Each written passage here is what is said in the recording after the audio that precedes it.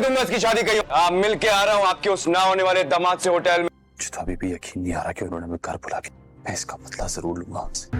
अपने साथ साथ तुम्हारी जान लेने में मैं देर नहीं करूंगा। आप हमें घर बुलाकर इंसल्ट कर रही हैं और ये मैं नहीं होने दूंगा। आखिर बात क्या है? अपनों के घर जाने के लिए मूड या वक्त नहीं देखा। उन्होंने खुद कॉल करके कहा है कि वो लोग आ रहे नहीं हैं। तुम्हें अलग से मुबारकबाद देनी चाहिए थी।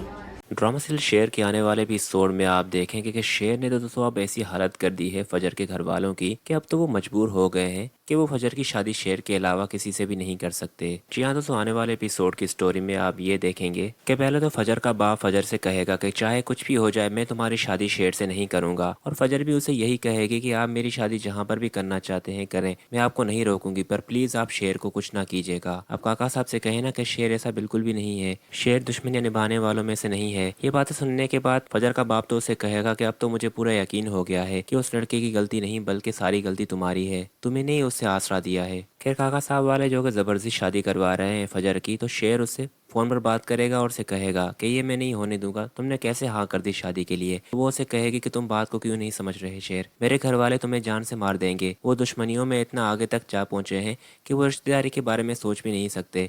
तो वो उसे कहेगा कि तुम मुझसे सिर्फ एक दफ़ा मिलो, मैं तुम्हें बता सकता हूँ कि मैं तुम्हें कितना चाहता हूँ, तुम मेरे लिए कितनी इंपॉर्टेंट हो। शेर को फजर के मुंह से जब ये मालूम लगेगा कि रिदा ने भी इसी बात के लिए ही उसे छोड़ा था कि तुम्हारे और मेरे बीच में कुछ है, जबकि तब तो ऐसी कोई बात नहीं थी, तो शेर उसे कहेगा कि रिदा के बारे में मैं अब नहीं सोचना चाहता। वो लड़की जिसने मेरी हालत देखने के बाद भी मुझे सहारा देने के बजाय उसने छोड़ दिया, मंगनी तोड़ दी, उस लड़की के बारे में मैं क्यों सोचूं आखिर। और तुमने जो कि दुश्मनों के खानदान से होकर भी मेरी इतनी हिफाजत की, मुझे ठीक किया और अपने पैरों पर खड़ा किया, तुम नहीं जानती फजर तुम मेरे लिए क्या बन चुकी हो। खैर बेस्ट सीन तो तब होगा जब शेर की माँ जब शेर को वापस घर ले आएगी अपने, तो सब घर वाले देखकर हैरान हो जाएंगे और देखने वाला मुंह तो बदर का होगा।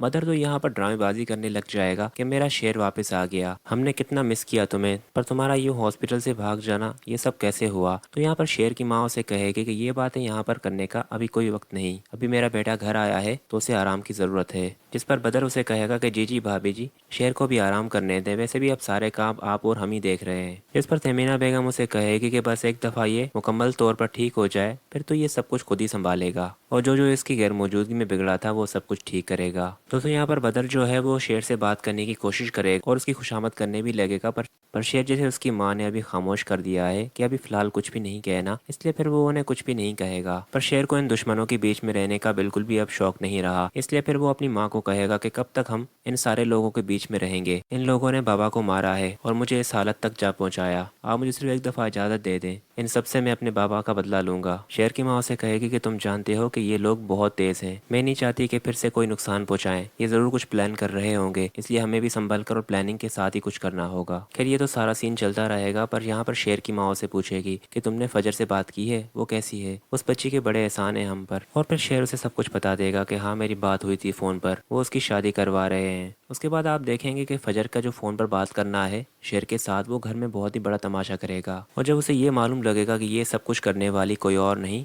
बल्कि फजर की चाची है, तो और भी वो तमाशा करेगी कि फजर और इस औरत ने तो ठान लिया है कि ये हमारी बदनामी करके ही छोड़ेंगे। इसलिए फिर वो सब घर वालों के सामने अपने भाई को कहेगी कि मेरे पास एक रिश्ता है, जल्द से जल्द फजर की शादी करवा दो ताकि किसी को भी कानो कान खबर ना पड़े। पर फजर जिसने अपने बाप को पहले ही कह दिया है कि जहाँ चाहेंगे मैं वहीं शादी करूंगी, पर फिलहाल इस वक्त नहीं। पर फजर का बाप भी अपनी बहन की बातों में आ जाएगा कि कौन है वो लोग, उसे बुलाओ, निकाह आज ही होगा। और सीन्स के मुताबिक